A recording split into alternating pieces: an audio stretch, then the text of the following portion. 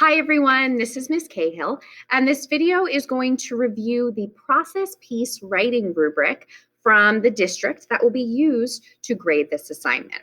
So you'll notice that this rubric is broken down into 5 different categories, and these are all skills that you need to demonstrate success in your essay.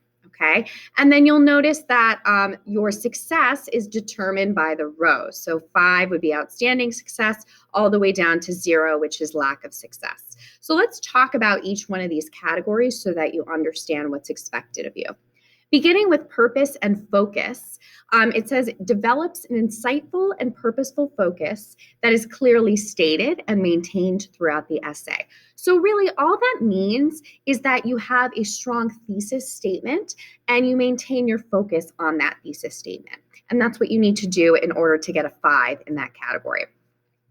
For the evidence section, it says contains strong and convincing evidence to support the essay's focus, and that evidence is smoothly integrated and consistently and accurately cited using MLA standards. So in this case, you have selected evidence that is related to your thesis and helps prove your point, and it is integrated into your own argument. So you're not just dropping quotations here and there, but rather you're introducing the quotations and working them into your own explanations and argument.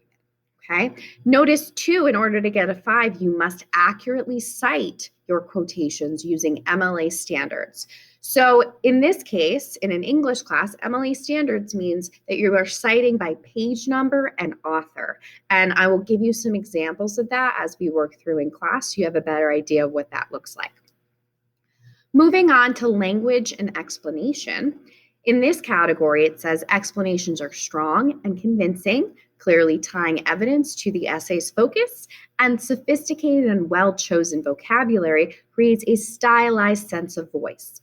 So in this case, your explanations must explain how your evidence relates back to your thesis. Okay, aka the essay's focus.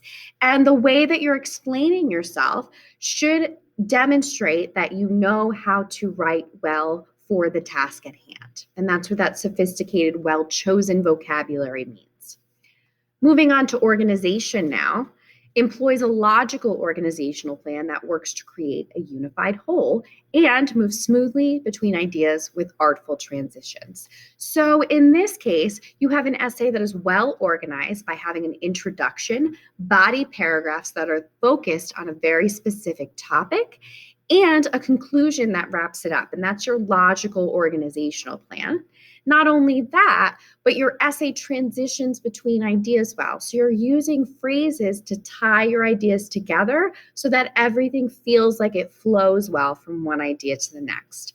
As we work through this essay in class, I will give you some suggestions of transitions you can use depending on what you are trying to do in each particular circumstance.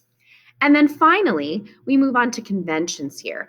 Conventions is you get those 5 points by having sentence structure and usage that are properly employed and contribute to voice, and effective and consistent use of punctuation, capitalization, and spelling. So basically, conventions means that you edited and proofread your essay and it looks nice and polished, and that you've omitted any improper tone. So no use of personal pronouns. Everything sounds formal and polished and nice. Okay. Now, if you are successful to the point that you show mastery in each one of these categories, you will get a 5 across the board. But if you lack in some areas, your score for each category may vary and go down a little bit. Now, the best way to think about this is that a 5 is like your A+, right? A 4 then becomes your B, like a solid B. A 3 becomes a C. A 2 is a D, and a 1 translates to an F. And this is an F with credit, not an F0, which means that you didn't do anything, okay? And if you look at the language of the rubric, you'll notice that there are words that like insightful and strong and convincing to describe 5, whereas for 4, it's just being clear and relevant. So you've accomplished the task well, but maybe not exceptionally well if you're getting a 4. Okay. For 3, you have an adequate focus. So you may be are lacking in some areas. There's areas in need of improvement. Some things may not be explained very well, stuff like that. Okay.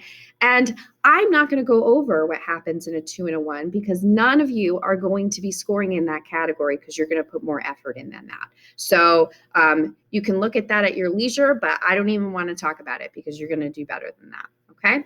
Now you're probably wondering how this converts to a grade. So let's take a look at the grade conversion chart here. This is a lot of boxes. Don't stress yourself out about it. We're just going over this one over here on the right-hand side.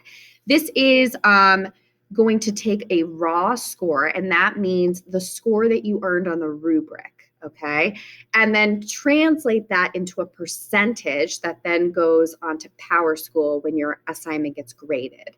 And that percentage translates to a specific letter grade. So just as I was saying before, if you get 5s across the board, it's a 100.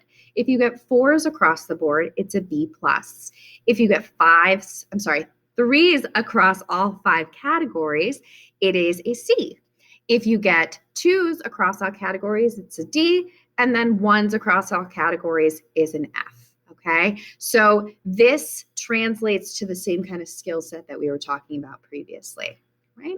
So hopefully this helped you to understand the rubric a little bit better. If you still have questions, you can always reach out to me via email or talk to me in class or message me on Google Classroom, and I'll be happy to answer them for you. Thanks so much for watching, and you can log off and get started on your essay now.